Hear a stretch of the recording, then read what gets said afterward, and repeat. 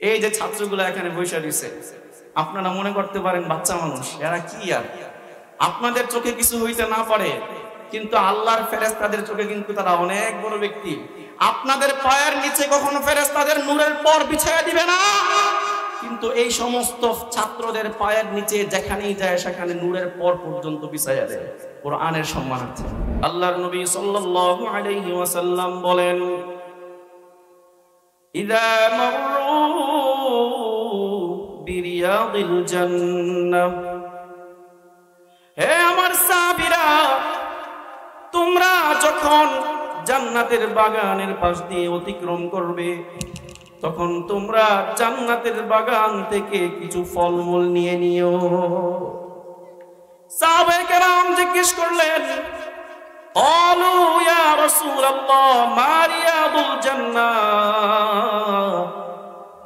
জান্নাতের বাগান থেকে যে ফল নিব জান্নাতের বাগানটা কি আমাদেরকে একটু বলে দেন।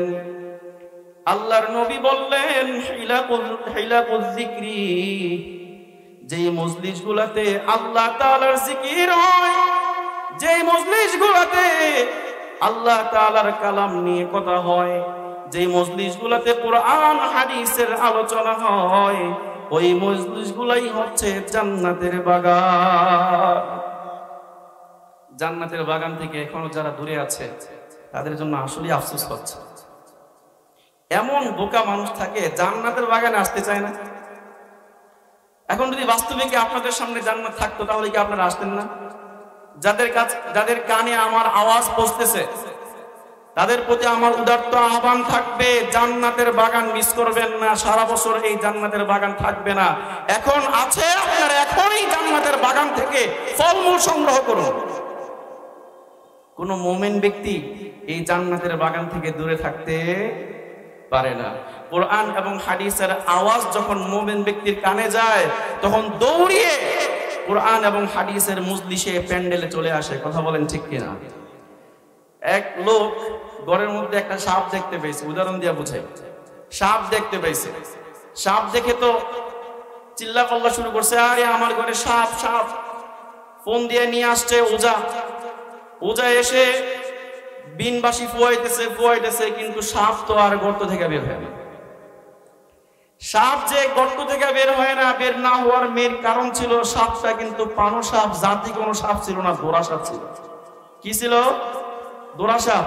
দোরা সাপের সামনে যদি আপনি সারা বছরও বিনবাসী বাজান, সাপ কি সামনে আইব না? কেন আইব না? কারণ জাতি সাপ না।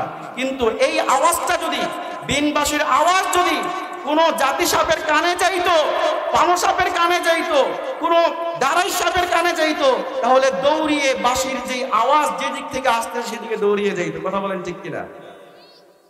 মুমিন ব্যক্তি যার ভিতরে ঈমান আছে, যার অন্তরে ঈমানের পাওয়ার আছে, ওই ব্যক্তি যখন কুরআন এবং হাদিসের আওয়াজ শুনে, ওই ব্যক্তি কখনো ঘরে থাকতে পারে না, ওই ব্যক্তি দোকানপাটে থাকতে পারে না, আওয়াজ যেদিক থেকে আসে দৌড়িয়ে ওই মসজিদে চলে আসে। কথা বলেন ঠিক কিনা? এখনো পর্যন্ত যারা রাস্তাঘাটে দোকানপাটে এদিক সেদিক ঘোরাঘুরি করছেন তাদের প্রতি আমার আবারও উদারত আহ্বান জানাচ্ছি, অতি দ্রুত জান্নাতের বাগানে চলে আসুন। এই মজলিস সব সময় থাকবে না, রাত্রে 11টা পর্যন্ত থাকবে, এরপরে আর থাকবে না। এজন্য যে আলোচনাগুলো করা হচ্ছে সেই আলোচনাগুলো শোনার জন্য আপনারা এখনই মাহফিলের প্যান্ডেলে চলে আসুন। যাই হোক, আমি যে আয়াত তেলাওয়াত করেছি এই আয়াতটা হচ্ছে কুল হাল ইয়াস্তাবিল্লাযীনা ইয়া'লামুনা ওয়াল্লাযীনা লা ইয়া'লামুন। আল্লাহ তাআলা এই আয়াতের মধ্যে যারা ইলম অর্জন করে তাদের মাঝে আর যারা ইলম অর্জন করে না তাদের মাঝে একটা পার্থক্য ঘোষণা করেছেন।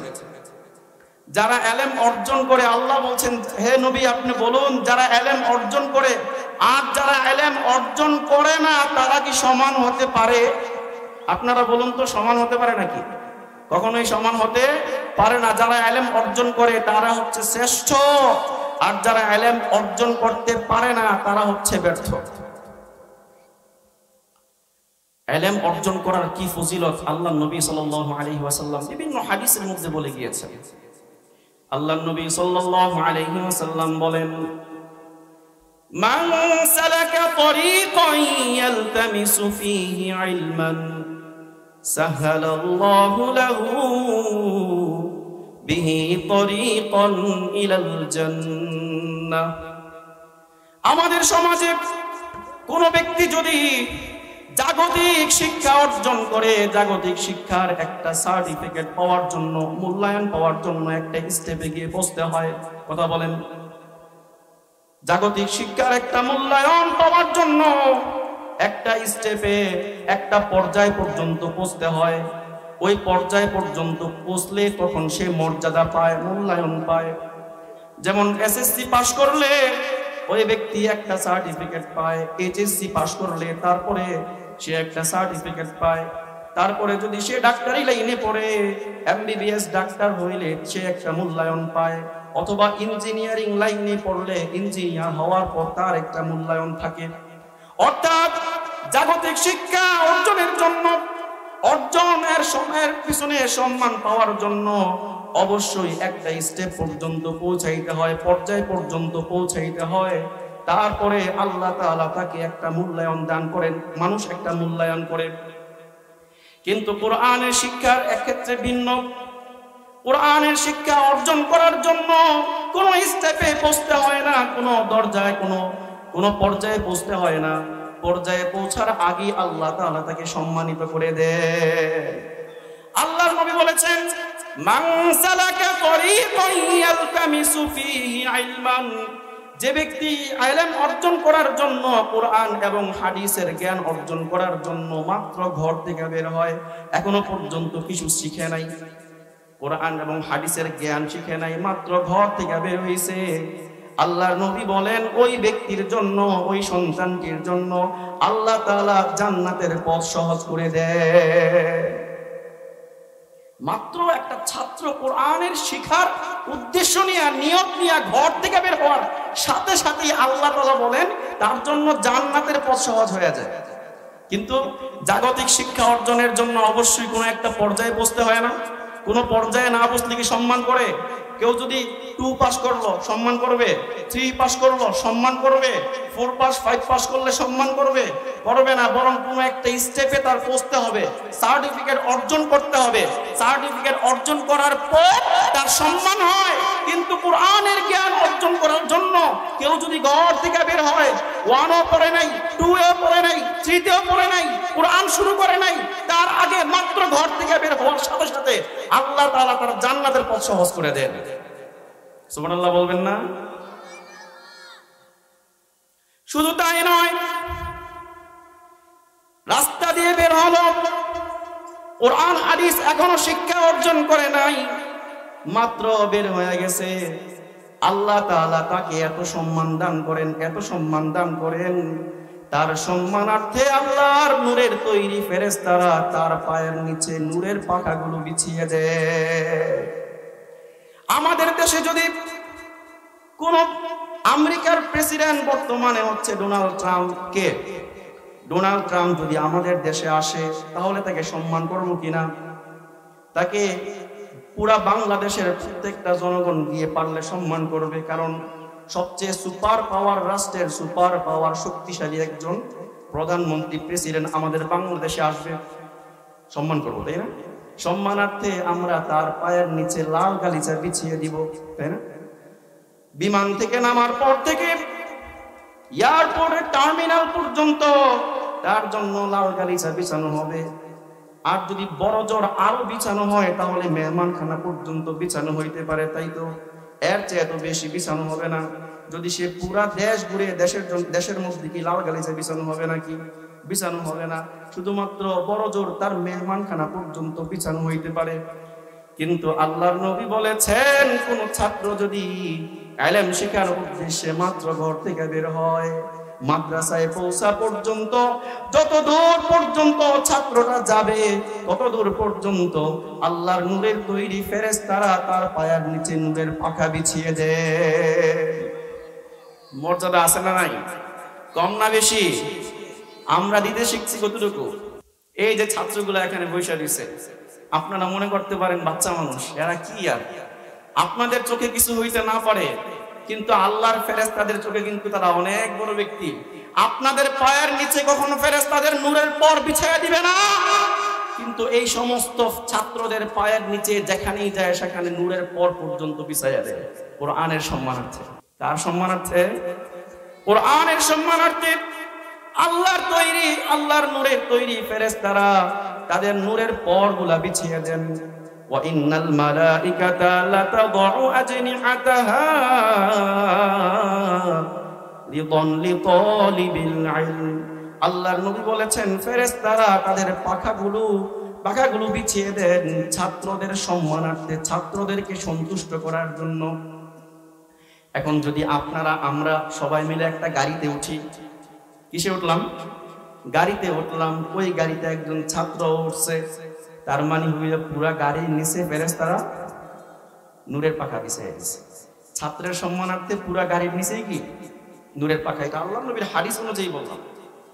তাহলে সম্মান বেশি না কম? ছাত্রদের সম্মান যারা কোরআন শিখে, যারা হাদিস শিখে, যারা শুধুমাত্র আলিফ বা তা শিখে, এদের সম্মান কম না বেশি? অনেক বেশি। কত বেশি? তারপরে যদি আমরা একটু সামনের দিকে যাই, একটা ছাত্র ঘর থেকে বের হয়েছে, বের হয়ে মাত্র মাদ্রাসায় গেছে। মাদ্রাসায় গিয়ে শুরু করছে কি আলিফ বা তা সা। তখন তো এটাই পড়ে, তাই না? নাকি অন্য কিছু পড়ে? প্রথম বিসমিল্লাহ দিয়ে শুরু করে, তারপরে কি আলিফ বা তা সা পড়ে। আল্লাহর নবী বলেছেন আলিফ বা তা সা পড়ার সাথে সাথে তার মা যদি মারা গিয়ে থাকে, তার বাবা যদি মারা গিয়ে থাকে, তার আলিফ বা তা সার বরকতে আল্লাহ তাআলা তার মা বাবার জীবনের সব গুনাহ মাফ করে দিয়ে তার মায়ের এবং বাবার কবরটাকে জান্নাতের বাগান বানায়া দেন। আল্লাহর নবী আরো বলেন মান ক্বারা হারফাম মিন কিতাবিল্লাহ, যে ব্যক্তি আল্লাহর কিতাবের কোরআন থেকে একটা মাত্র আয়াত, একটা মাত্র অক্ষর তেলাওয়াত করে, একটা মাত্র অক্ষর পড়ে, ফালাহু বিহি হাসানাত, একটা অক্ষরের বিনিময়ে আল্লাহ তাআলা ওই বান্দাকে, ওই ছাত্রকে এক একটা করে নেক দেন। আর এক একটা করে নেক আল্লাহর দরবারে 10টা নেকির সমান। অর্থাৎ একটা অক্ষর পড়ে আলিফ শুরু করলো, তার জন্য কি 10টা নেকি লেখা হয়ে গেছে।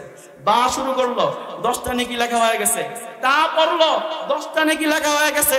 কিন্তু আমরা আপনারা যদি সারাদিন এ বি সি ডি পড়ি, ক খ গ ঘ পড়ি, 1 2 3 4 পড়ি, কোন একটা নেক হবে? কথা বলেন, কোন নেক হবে নাকি? নেক হবে কোন জায়গায়? যদি আপনি আলেম হওয়ার উদ্দেশ্যে, কোরআন শেখার উদ্দেশ্যে, কোরআন পড়ার উদ্দেশ্যে আলিফ বা তা সা পড়েন, তাহলে প্রত্যেকটা অক্ষরের বিনিময়ে আল্লাহ তাআলা আপনাকে 10টা করে নেকি দান করবেন। সুবহানাল্লাহ, 10টা করে নেকি দান করবেন। শুধু তাই না, পড়তে পড়তে একজন ছাত্র হাফেজ হয়ে গেল। কি হয়ে গেল? হাফেজ হয়ে গেল। যদি ছাত্রটা হাফেজ হয়ে যায়, আল্লাহ তাআলা তার কি পরিমাণ সম্মান বাড়ায়া দেন। খেয়াল করেন, হাদিস থেকে বলছি, আল্লাহর নবী বলেছেন মান ক্বারাআল কুরআন, যেই ছাত্রটা পড়তে পড়তে হাফেজ হয়ে গেল, কোরআন পড়লো, ফাস্তাযহারাহু, এবং কোরআনে যা আছে সেই অনুযায়ী আমল করলো, ফাআহাল্লা হালালাহু, এবং হালালটাকে হালাল জানলো, ও হারামা হারামাহু, এবং কোরআনে যা হারাম আছে সেটাকে হারাম জানলো। অর্থাৎ কোরআন মোতাবেক, দিন মোতাবেক চললো। আল্লাহ তাআলা বলেন আদখালাহুল্লাহুল জান্নাহ, আল্লাহর নবী বলেন ওই ব্যক্তিকে আগে থেকেই জান্নাতের সার্টিফিকেট দিয়ে দেওয়া হয়।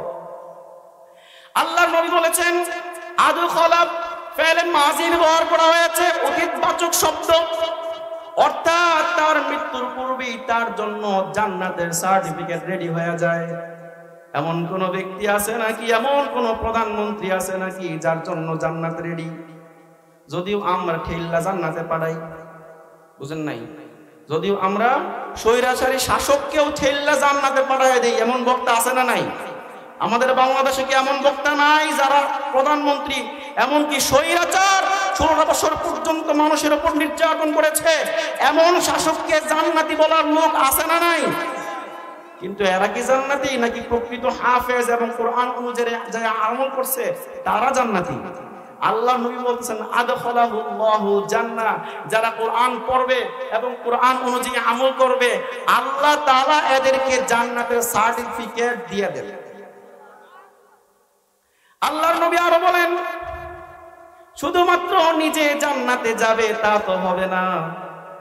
যদি নিজে জান্নাতে যায় আর শুনতে পায় যে আমার মা বাবা জাহান্নামে গেছে, কষ্ট লাগবে কি লাগবে না? মা বাবা যদি জাহান্নামে যায় অবশ্যই কষ্ট লাগবে। আর মা বাবার মৃত্যুর কথা শুনলেই তো কলজাটা ফেটে যাওয়ার অবস্থা হয়। সেখানে যদি মা বাবার জাহান্নামের কথা শুনি তাহলে কষ্ট লাগবে কি লাগবে না? এজন্য আল্লাহর নবী সাল্লাল্লাহু আলাইহি ওয়াসাল্লাম বলেন, কোন ব্যক্তি যদি হাফেজ হয়, কোন ব্যক্তি যদি কুরআনুল কারীম হিফজ করে এবং সেই অনুযায়ী আমল করে, শুধুমাত্র সেই ব্যক্তি জান্নাতে যাবে না। মান ক্বরাআল কুরআন ওয়া আমিলা বিমা ফীহি, যে ব্যক্তি কুরআন পড়বে এবং সেই অনুযায়ী আমল করবে, আল্লাহর নবী বলেছেন তার জন্য যদি জাহান্নামে তার আত্মীয় স্বজন 10 জন জাহান্নামে গিয়ে থাকে, এমন 10 জনকে জাহান্নাম থেকে তুলে এনে জান্নাতে নিতে পারবে। আনন্দের বিষয় না এটা? একজন হাফেজ বানাইছেন, একটু খেয়াল করেন তো, একজন হাফেজ বানাইছেন, আপনি আপনার গুনাহের কারণে কোনো কারণে জাহান্নামে চলে গেছেন। তখন যদি আপনার কেউ না থাকে, আপনার আত্মীয় স্বজন কেউ নাই, আপনাকে স্মরণ করার মতো কেউ নাই, আপনার একটা সন্তান যে হাফেজ হওয়ার মধ্য দিয়ে জান্নাতে চলে গেছে, সেই হাফেজ আল্লাহর কাছে এসে জেরা করবে, আল্লাহ আপনি আমার হাফেজ বানাইছেন না, আপনি যদি তৌফিক না দিতেন আমি কি হাফেজ হইতে পারতাম? আপনার কালাম কি আমার এই অন্তরের ভিতরে নাই? হ্যাঁ আছে তো। যদি আমার ভিতরে আপনার কালাম থেকে থাকে তাহলে কোরআনের শপথ করে বলছি অবশ্যই আমার মা বাবাকে জান্নাতে নিতে হবে।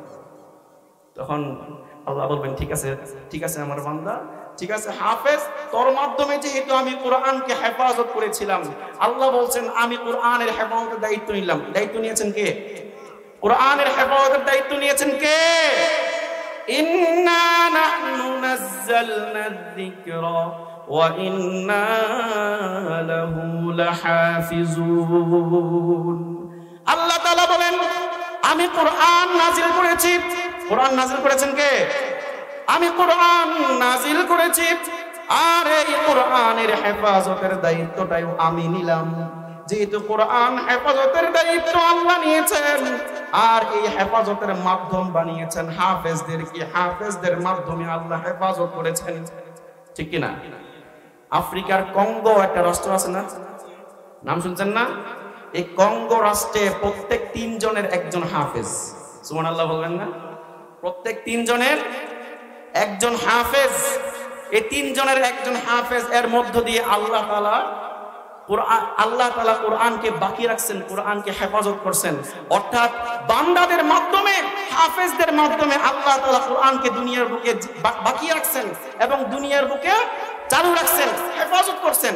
তো সেদিন হাফেজ গিয়ে বলবে, আল্লাহ আমার মাধ্যমে না আপনি কোরআন হেফাজত করলেন, তা আমার কথা কি আপনি শুনবেন না? হ্যাঁ বান্দা শুনবো, বলো কি বলতে চাও? আমার মা বাবা জাহান্নামে, কেমনে আমি জান্নাতে যাব? আমার মা বাবারে রাইখা আমি জান্নাতে আল্লাহ যাবো না, আমি যাবো না। আল্লাহ যখন জেরা করা শুরু করবে, পিরাপিরি শুরু করবে, আল্লাহ বলবেন, যারে তোর যেমন তোর মা বাবার প্রতি রহমত আছে, তোর যেমন তোর মা বাবার প্রতি দয়া আছে, ভালোবাসা আছে, বান্দা শোন, তোর চাইতে ভালোবাসা বান্দার প্রতি আমার কম নাই। তোর হয় মা বাবা, তুই এদের মাধ্যমে দুনিয়াতে আসছিস বুঝলা, তোর এত মায়া, কিন্তু আমি এদেরকে বানাইছি, তোরে বানাইছি, সবাইরে বানাইছি, তাদের প্রতি আমার মহাব্বত বেশি। যা তাদের একটু জান্নাতে নিয়ে যা, জান্নাতে নিয়ে যাবে। শুধু কি মা বাবাকেই? 10 জনকে। আপনার মাধ্যমে, আপনি চাচা ছিলেন, দাদা ছিলেন, আত্মীয় স্বজন কেউ ছিলেন, কারো মাধ্যমে একজন লোক হাফেজ হয়েছে। অনেকে এমন হয় না, ফ্যামিলির লোকেরা হাফেজ বানাইতে চায় না, কিন্তু আত্মীয় স্বজন অন্যান্যরা বলে না হাফেজ বানাইলে ভালো হবে, তাদের সহযোগিতায় হাফেজ হয় কি না? যাদের সহযোগিতায় সে হাফেজ হবে, যাদের সহযোগিতায় সে আলেম হবে, এমন কাউকে সে জাহান্নামে রেখে জান্নাতে যাবে, প্রত্যেককে জান্নাতে নিয়ে যাবে। এবং 10 জনকে হাফেজ ব্যক্তি জান্নাতে নিয়ে যাবে। শুধু তাই না, শুধুমাত্র হাফেজ ব্যক্তি ওই আত্মীয় স্বজনকে জান্নাতে নেবে তা না। ইবনে মাজার একটা হাদিস, আল্লাহর নবী সাল্লাল্লাহু আলাইহি ওয়াসাল্লাম বলেন, ইয়াসুফু আহলুন নার ফায়ামুর বিহিম আহলুল জান্নাহ। সবাই জাহান্নামীরা সবাই কাতারবন্দী হয়ে দাঁড়াবে, এর মধ্যে একজন জান্নাতি ব্যক্তি হাফেজ ছাত্র সামনে দিয়ে যাবে। যাওয়ার পর বলবে যে হে হাফেজ সাহেব একটু দাঁড়ান না, বিপদে পড়ে গেছি, কড়া বিপদে, কেউ নাই সাহায্য করার মতো। সেদিন কেউ আসবে? সেদিন কি কেউ সাহায্য করার জন্য আসবে?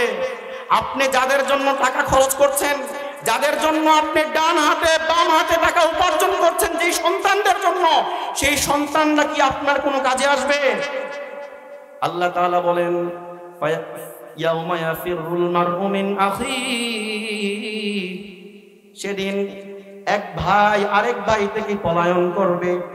কিয়ামতের দিন কঠিন একটা মুহূর্ত, যে মুহূর্তে নবীগণ পর্যন্ত ইয়া নাফসি ইয়া নাফসি বলবে। সেদিন কি নবীগণ পর্যন্ত ইয়া নাফসি বলবে, প্রত্যেকটা মানুষ ইয়া নাফসি করবে। তখন ইয়াউমা ইয়াফিরুল মারউ মিন আখিহি, এক ভাই আরেক ভাইকে দেখি পলায়ন করবে, দৌড়াবে।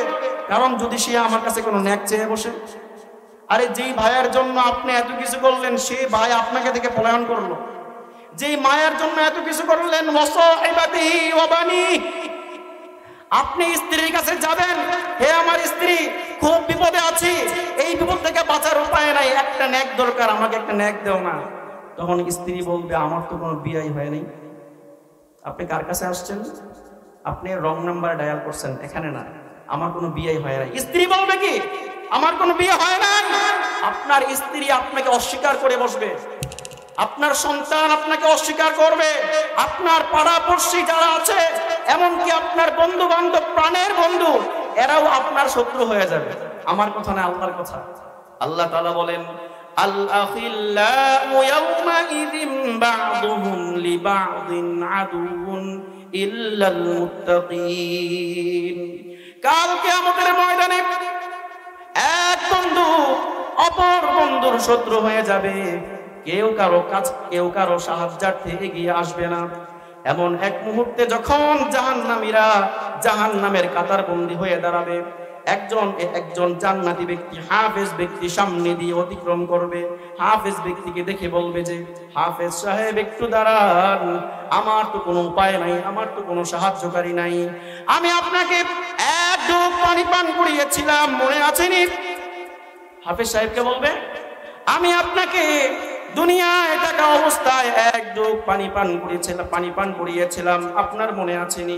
হ্যাঁ মনে আছে। তো আমার তো কোনো সাহায্যকারী নাই, আমার তো কোনো উপায় নাই, সুতরাং এক ঢোক পানির বিনিময়ে আমাকে একটু আমার জন্য সুপারিশ করুন। তখন হাফেজ সাহেব আল্লাহর কাছে গিয়ে বলবে আল্লাহ, এই লোকটা তো আমার উপকার করছে, ওই দিন যদি আমি পানি না পাইতাম অনেক বিপদে পড়ে যাইতাম। আমি হাফেজ হয়েছি এই ব্যক্তির পানির মাধ্যমে, সুতরাং আপনি যদি আপনার কোরআন যদি সত্য হয়, তাহলে হাফেজ সাহেবদের সাহায্য করার কারণে এই লোকটাকেও আপনি জান্নাতি বানিয়ে দিন। আল্লাহ তাআলা তখন জাহান্নামী ব্যক্তিটাকেও শুধুমাত্র এক ঢোক পানি পান করার কারণেও জান্নাত দিয়ে দিবে। নিজের পক্ষ থেকে কিছুই বলি না, সব বলছি হাদিস থেকে। তা আমরা আলোচনা থেকে কি বুঝলাম? একজন হাফেজের মূল্য কম না বেশি? হাফেজ বানানোর কারখানা কোন জায়গায়? কোন স্কুলে হাফেজ বানানো হয়? কলেজে? অন্য কোন ইউনিভার্সিটিতে? কোথাও হাফেজ বানানো হয় না। হাফেজ হয় কোন জায়গায়? মাদ্রাসাগুলোতে। সুতরাং হাফেজদের সম্মান করবেন কি করবেন না? আল্লাহর নবী আরেকটা হাদিসের মধ্যে বলেন কুন আলিমান, হয় তুমি হাফেজ হও, আও মুতাআল্লিমান, না হয় তুমি হাফেজ, হয় তুমি আলেম হও, আলেম হইতে না পারলে আলেমের ছাত্র হও, যদি তাও না পারো আও মুঈনান, আলেমকে আলেম হওয়ার পিছনে সাহায্য করো। কি করতে হবে? 3 নম্বরে সাহায্য করতে হবে, টাকা পয়সা দিয়ে হোক অথবা ছাত্র দিয়ে হোক, যেভাবেই হোক সাহায্য করতে হবে। 4 নম্বর হচ্ছে আও মুহিব্বা, অবস্থা নাই, ছাত্র নাই, সন্তানাদি নাই, অথবা আপনার আর্থিক অবস্থাও তেমন ভালো না, আপনি অর্থ দিয়েও সাহায্য করতে পারবেন না, অন্তত আপনার মুহাব্বত করা লাগবে। কি করা লাগবে? আল্লাহর নবী বলেন ওয়ালা তাকুন খামিসান, 4টা কোয়ালিটি বললাম, আলেম হওয়া, আলেমের ছাত্র হওয়া, অথবা আলেমের সাহায্যকারী হওয়া, অথবা আলেমকে মুহাব্বতকারী হওয়া। এই 4টা ছাড়া অন্য কোনো 5 নাম্বার হওয়া যাবে না। 5 নাম্বার হওয়া, এজন্য অবশ্যই কি আলেমদের সাথে সব সময় লেগে থাকতে হবে। লেগে থাকতে হবে কি না? আলেমদের সাথে লেগে থাকলে, আলেমদেরকে মুহাব্বত করলে লাভ না লস? লাভ আমরা প্রত্যেকেই তো লাভটা বুঝি, তাই না? লাভটা গ্রহণ করতে রাজি তো ইনশাআল্লাহ? আল্লাহ তাআলা আমাদের সকলকে তৌফিক দান করুন। আখিরু দাওয়ানা আনিল হামদুলিল্লাহি রাব্বিল আলামিন।